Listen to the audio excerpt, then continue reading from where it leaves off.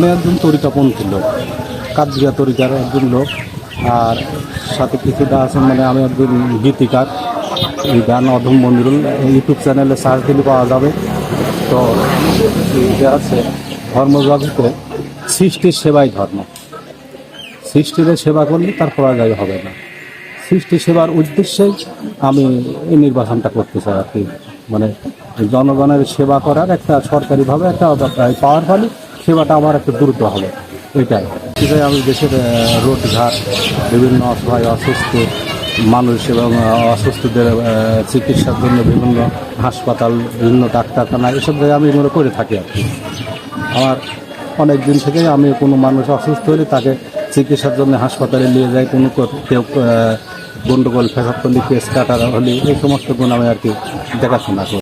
কিছু জনকল্যাণমূলক কাজ করা আছে, যেমন এই চারুলিয়া গ্রামে পল্লী বিদ্যুৎটা আনার ব্যাপারে বেশ কিছু শ্রম দিয়ে আমরা অনেকেই মিলে এই করা। এটা ঢাকায় থেকে অর্ডার করি, চেয়ারম্যানকে, ঢাকা পল্লী বিদ্যুতের চেয়ারম্যানের কাছ থেকে অর্ডার করি, চারুলিয়া বিদ্যুৎ আনা হয়েছে। তারপরে যে সরকারি প্রাথমিক বিদ্যালয় নোটিশ হিসাবে স্কুলটা এখান থেকে বাতিল হয়ে যায়। এই স্কুলটা আমি বিভিন্ন জেলার প্রত্যেকটা কর্মকর্তার কাছ থেকে আবেদন করে যখন করে দিই, তখন আছে ঢাকায় যায়। ঢাকায় শিক্ষামন্ত্রী, এলজিডির আন্ডারে কাজ ছিল, এলজিডির চিফের সঙ্গে, তারপরে হচ্ছে প্রাথমিক বিদ্যালয়ের যে মহাপরিচালক ডিজি, তার সঙ্গে কথা বলি, যখন স্থগিত করি, তাও আমার এটা সন্দেহ আমার এটা হবে না। তখন আমি যে কোনোভাবে একটা, মানে আমার এক ভাই এখানে চাকরি করতে, প্রধানমন্ত্রী গাড়ি চালাইতে, তার মাধ্যমে প্রধানমন্ত্রী মাননীয় শেখ হাসিনার ফোন মাধ্যমে আমার এই প্রাইমারি স্কুলটা এখানে স্থগিতভাবে করা হয়েছে। স্বপ্ন দেখছি ইউনিয়নের চেয়ারম্যান হওয়ার স্বপ্ন দেখছি। ইউনিয়নে তবে ইউনিয়নে বিভিন্ন ইতে কাজ কারবার করবো।